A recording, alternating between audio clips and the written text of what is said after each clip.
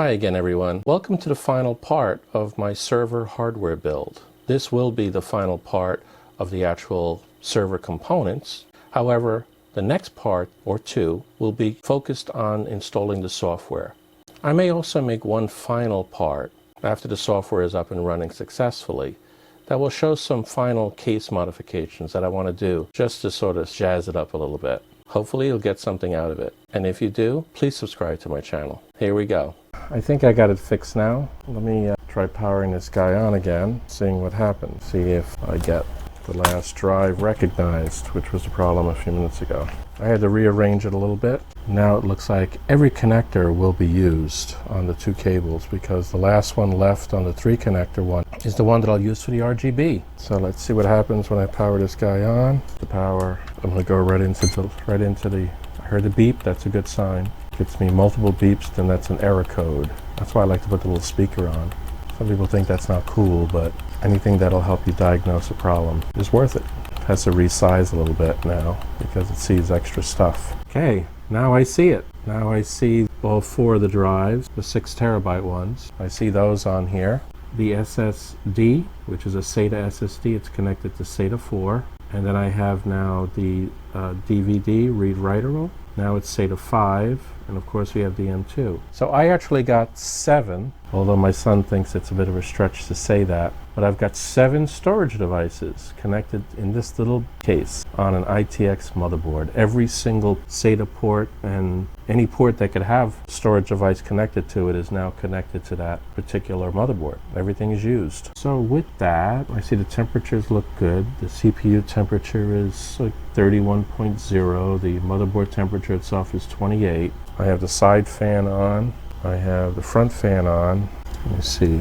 Feels like the pump is working. If it wasn't working, we'd be having some temperature issues with that. It actually shows a CPU fan and a fan 2. I think the fan 2 is the pump. Let me double check that. Number 2 is not, it's fan 1 is pump.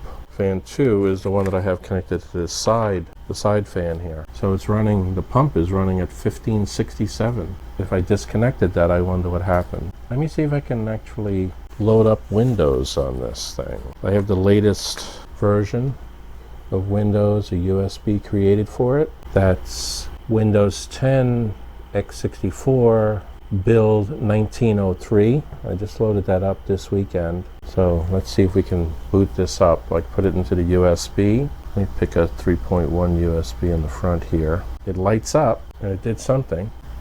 It's accessing it. So now it's ready to install Windows. Let me go ahead and install it. 10 Professional. I'm not going to give it a code right now. I'll give it a code later. I think I have one extra left around for this group of 10 that I bought years ago. And again, what I will do is I have Windows 7 Professional codes, which will work, at least for now. So let me go ahead and pick Next. I want to pick which drive it's going to though. I'm going to say I don't have a code for now. I accept the license agreement. I'm going to do a custom install, advanced. Which drive do I want? I don't want any of the first 4. Drive 4, I believe. Drive 5 is the M2. So I change it to 225000, putting it on drive 4. Doing something. Got the hourglass. Primary partition is where it's going to install 219.1 gigabytes. I have 227 unallocated on drive 4. So we're looking good. Let me hit next. That's the hard drive access.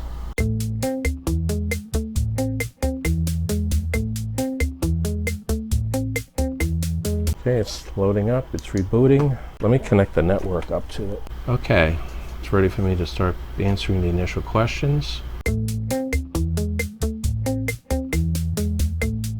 see the blinking yellow and you see the green indicator. It says connected at 1 terabyte. I'm going to call it server under admin.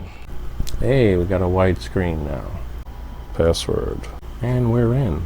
Let me load some diagnostics here. System test, open the folder. Okay, what do we got here that I can run? And let me make a scratch file in the back desktop. Let me open it up. Let me copy my diagnostics over to that. I don't like running them from the USB. Copy here. Hardware info looks like a good one. Hardware info 64. Let's do that one. Yes, I want to run it. Yep, run. Okay, so now I got hardware info up. I don't want to update right now. Let me update later. Let me look at the sensors. I like to have that up on the screen. 6 cores. Wow, this thing is almost as powerful as my main computer, isn't it? Temperatures at the cores are looking good. Right here, system fan 1622, CPU fan 896, fan 2 718. The GPU is the Intel GPU, of course. Look at all these drives. I don't know, should I run a stress on this, or I think this is good enough for now just to make sure it all came up. Seems to be running fine. I run Crystal. Disk mark 64. Performance test on my drive C, which is that SSD. What kind of speeds are we getting here? Well, not bad. 544. Read. I don't have the other drives initialized in here. Okay, this ran pretty good. Okay, let me shut this down. Shut down. Disconnected the network. I can disconnect the keyboard, the mouse, the monitor. I can disconnect all of this stuff. Okay, we're down to the last push here, the last piece that I want to try. And that's to make sure this RGB works. And then I'm going to put the power supply in, and then we'll be done for now until the next video where I start installing software. Okay, so for the RGB, I have a bunch of stuff here. This is the power adapter. We got these things, little junction connectors for RGB. May need those, all those there. We got the actual manual controller, and that's going to go into this little slot back here, as I indicated before. I'm probably just going to use some silicone sealant to hold it in place. I think that should do it right in there. I can reach around the side and hit those buttons if I ever want to change it or just turn it off. I get this power adapter. So the way this works is I have to plug one end up into the actual RGB manual connector here. And then I have this T-connector cable that connects into the controller as well. I need one of those adapters right there for that because it's 2 female connectors. So let me get one of those out of the packet. I think I'll wind up using these all. It looks like most of them are going to be female connectors that have to be adapted.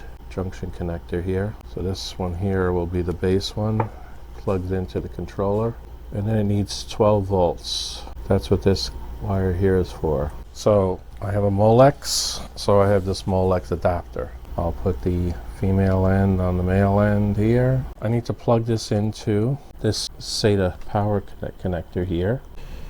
So plug this in here, push it down in, and so now this has power. Now I got to plug in all of the RGB cables to this. So I got a few. I got the RGB coming here off of the pump. And just feed it down this way. I'll do it on the outside. Need another one of those adapter things. I'm going to take them all out of their packet there. And I got to make sure the orientation is right on this. There's a pin that's for 12 volts, a little arrow on it. You got to make sure that it matches. Matter of fact, did I make sure that that matches here? Yes, I did. I got the 2 arrows connected, so it's the right orientation. So I got to do that for each of these. I see a little arrow there, and I see a little arrow there, so it goes like this. So that's one. I have the RGB for the front fan.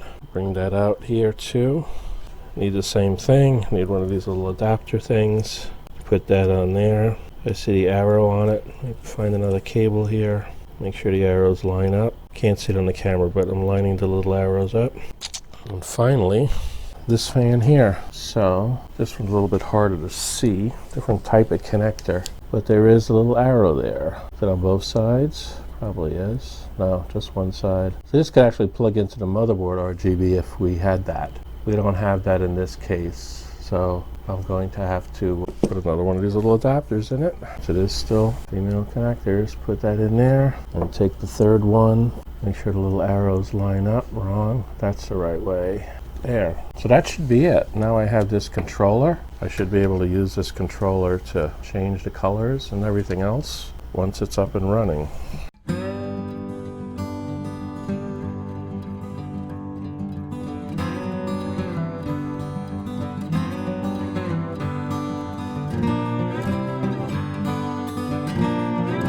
Turn the monitor on, keyboard ready, mouse is ready, I gotta get the cables. So I need the network cable, the monitor cable. Put that in there. HDMI.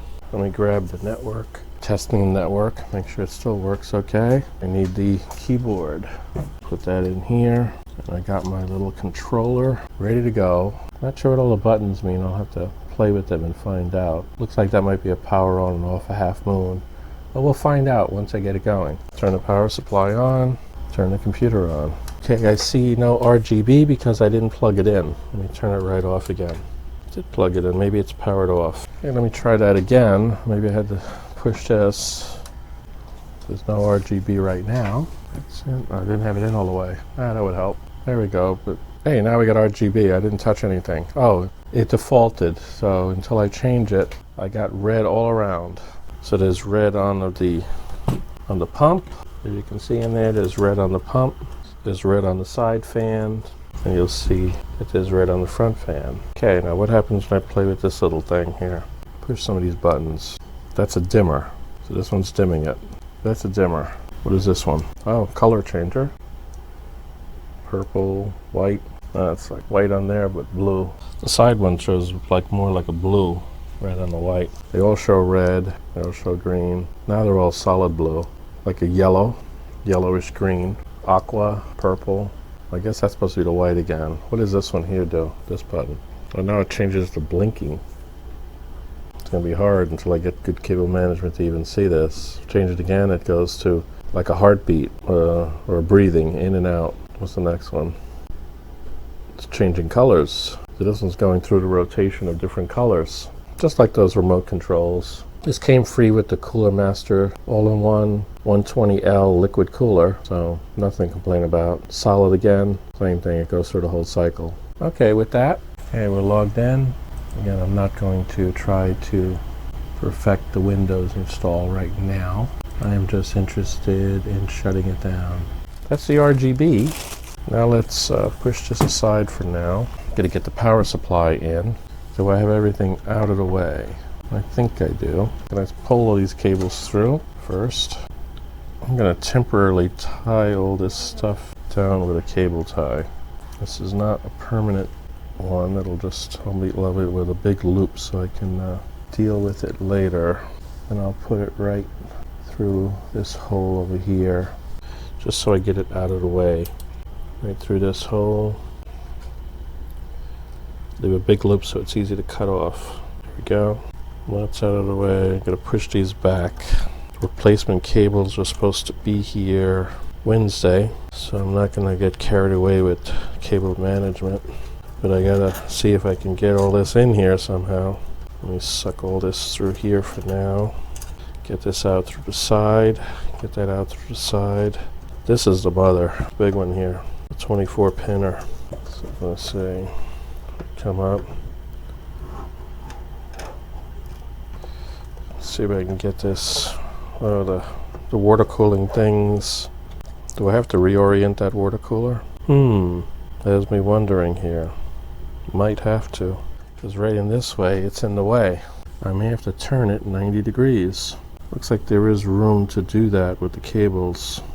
Wow, how about that? In order to get this in here, I'm gonna have to turn that 90 degrees. Counterclockwise. Oh, it's a lesson learned. Let me flat blade screwdriver. Is this one here it? Looks like I unplugged the power connector to do this properly. Get that power connector out, the 24 pin.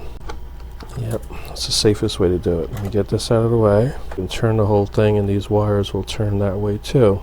Now just to let you see what I'm doing here, I'm going to turn that counterclockwise so that the wires that are currently on this end here will be over here.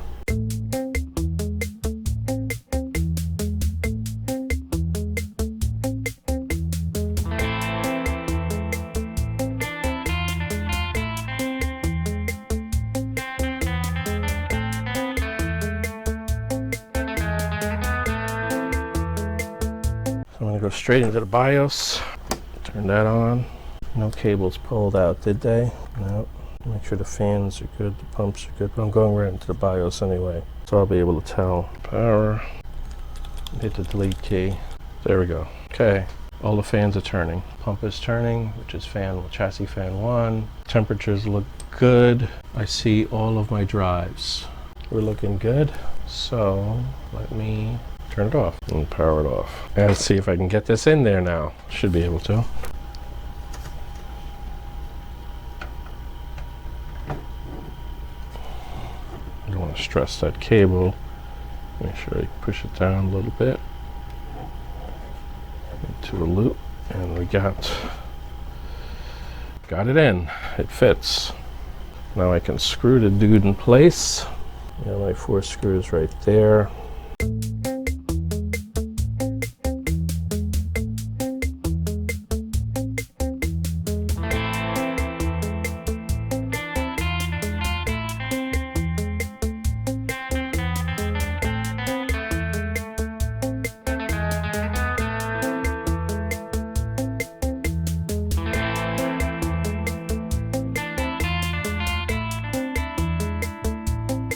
The 7/8 of an inch that we lose here with this little lip, it doesn't really matter because the cables down the I/O shield will stick out at least that much once you consider it. Okay, I guess I got to get some rudimentary cable management done so I can see if I can get the covers on. I'm going to change this wiring here. Don't like the way it's functioning right now. I don't like to have this extra piece of wire here if I don't have to have it. I'm going to actually wire this little wire up directly to this connector. I don't have the pin puller for this, nor do I want to mess with the connector itself, so I'm not going to do that. I'm just going to take it and I'm going to solder it. A future videotape of mine too, proper soldering techniques in different situations. But that way I'll get rid of a whole bunch of this whole connector here. Get rid of this Molex connector, this triple Molex connector here, get rid of all that and have this guy go right up to that. Give it enough slack so I can reach it around to this. Obviously, probably most of the wire will remain. Just to be safe, I can always fold it up and wire wrap it. So I'll probably cut it here, tie it up to there, and I'll be able to put a nice protective sleeve on it too. For now, let me see if I can get all this stuff out of the way. This one here, something we're going to be able to just tuck in here, I would assume.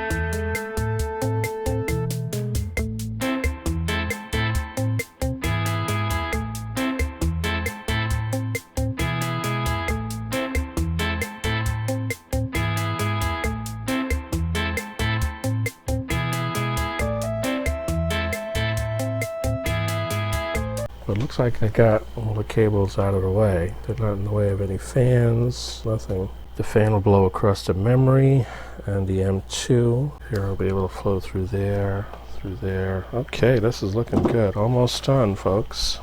So let me front on.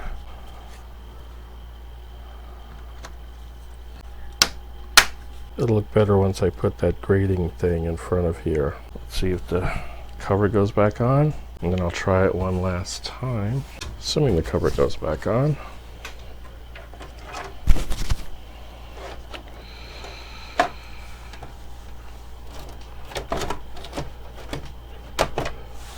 And it's on perfect.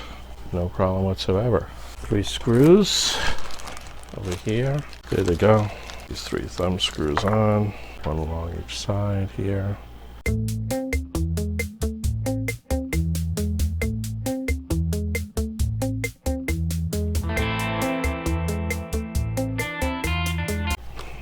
Wow, heavy dude. Let's connect it up. If it works, I'm done. There. Now the power. Keyboard. Make sure the monitor's on. And now I hit the power switch. Power switch. There we go. It's all lighting up. And she's up. Give it a little tour here. You can see a little bit of light on the inside here. We see some in there. We see the pump.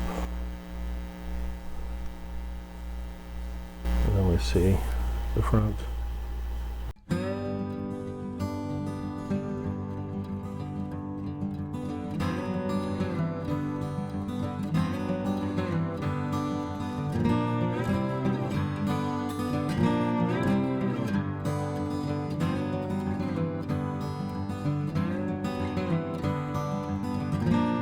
Well, that concludes the build of the hardware components of my new server. The next couple of parts will be focused on the software to get this server up and running successfully on my network. I may also make one final part that actually shows some more case modifications, just to jazz it up.